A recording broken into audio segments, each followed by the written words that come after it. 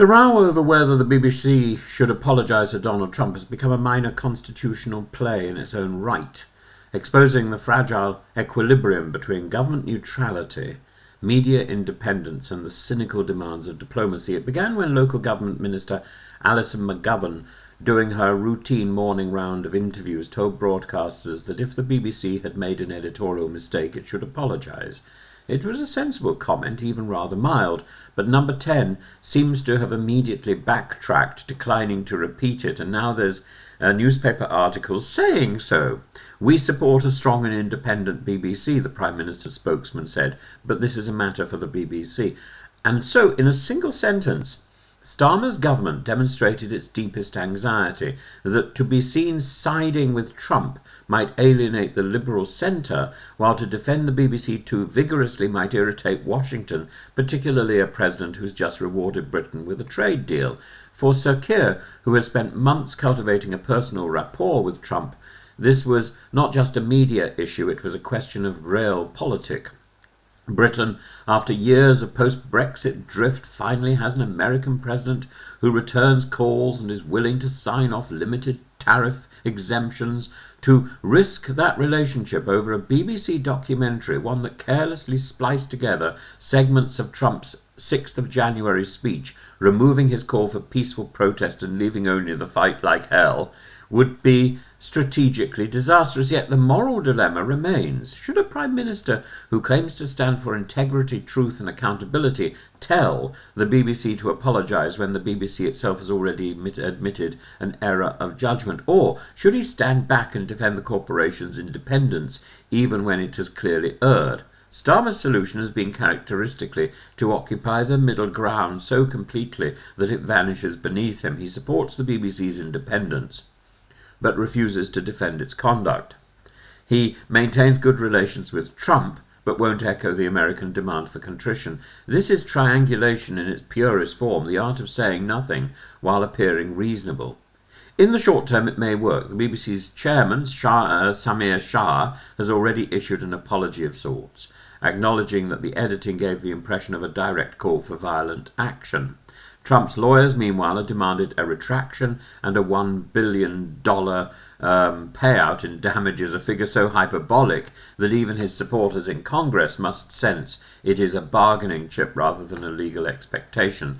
Legal experts note that the BBC's programme was not broadcast in the United States and that defamation actions in Britain are time-barred after 1 year. The threat, though headline-worthy, is more performance than prosecution. The deeper issue, however, is that Starmer's caution reflects a nervousness about Britain's voice abroad. Previous Prime Ministers, Thatcher, Blair, even Johnson, in his theatrical way, would have defended the BBC as an emblem of national credibility, even while criticising its mistakes. Starmer, by contrast, treats the BBC as a liability to be managed rather than a cultural treasure to be championed.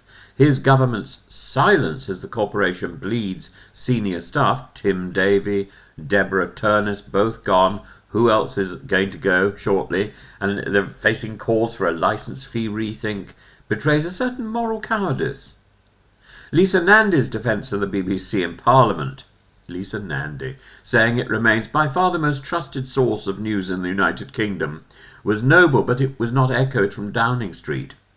Starmer himself, who once spoke passionately about truth and the rule of law, has avoided saying whether the BBC should apologise directly to Trump. That avoidance speaks volumes. He wants to be seen as the grown-up in the room, steering Britain through turbulent waters, yet his very restraint risks looking like weakness. There's also the symbolic question. What message does it send when Britain hesitates to defend its own broadcaster from a foreign president's legal threats? Ed Davey, the Lib Dem leader, put it well. The BBC belongs to Britain, not Trump. To allow an American president, however powerful, to dictate editorial contrition from a British institution sets a troubling precedent. It suggests that the fear of offending Trump now outweighs the defence of our own media autonomy.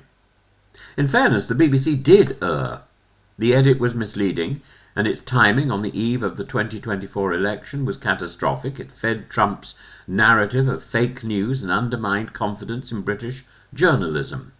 But the editorial misjudgment is not the same as malice, and it is for the BBC, not the Prime Minister, to correct it. The proper role of government is to uphold the framework of independence that allows such corrections to occur without political pressure. The irony is that Trump may get what he really wants anyway, not $1 million, but a British apology that confirms his sense of grievance and vindication, and Starmer, by dithering, risks giving it to him by default.